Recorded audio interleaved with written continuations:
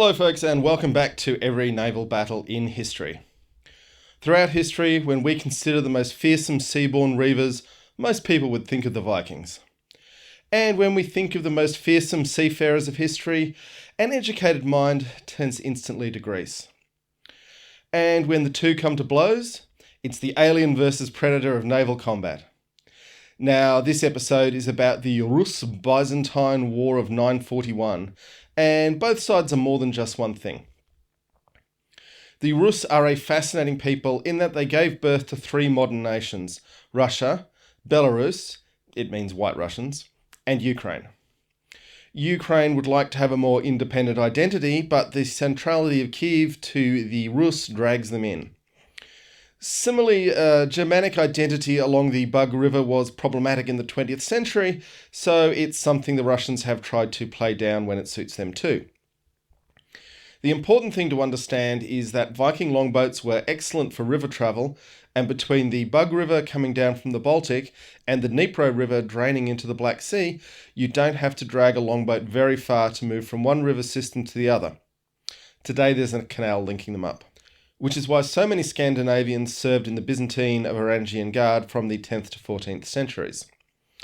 Sure, it's a long sail from Scandinavia through the Pillars of Hercules and across the Mediterranean to get to the riches of Constantinople, but it's a much shorter trip down the rivers and across the Black Sea. As the Rus progress through history, they become less Nordic and more Slavic, reflecting the native populations of the area, but in 941 they're still very Nordic.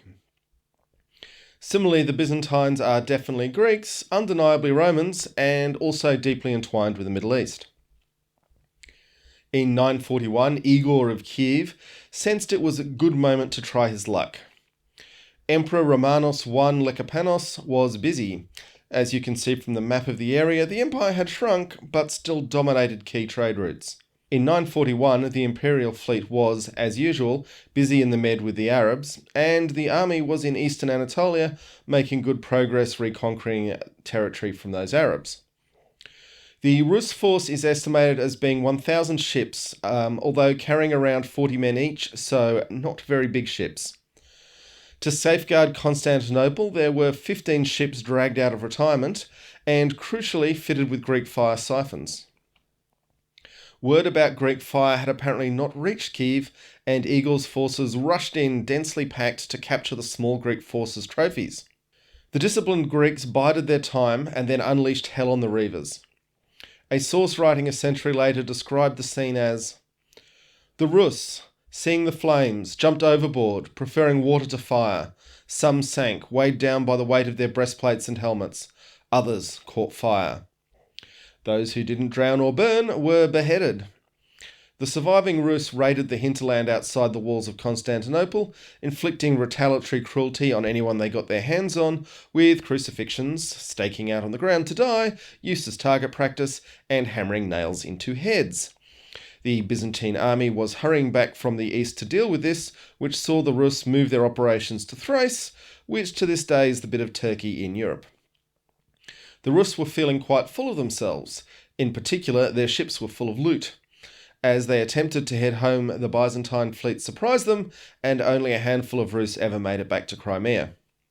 Those captured were beheaded. It was not a time of mercy. Igor would come back in 944 to try his luck again, and the Byzantines just gave him a big pile of gold to bugger off.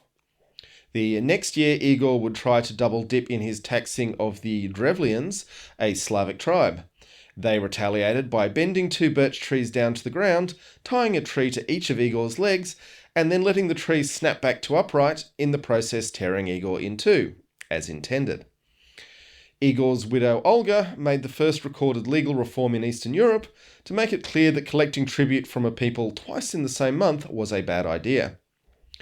In 944, Romanos I Lekapenos would be deposed by his sons, who were in turn deposed before they could seize the throne. Strap in, folks, we've got lots more to cover as we take on every naval battle in history. Smash those like and subscribe buttons, ring that bell, you don't want to get left behind.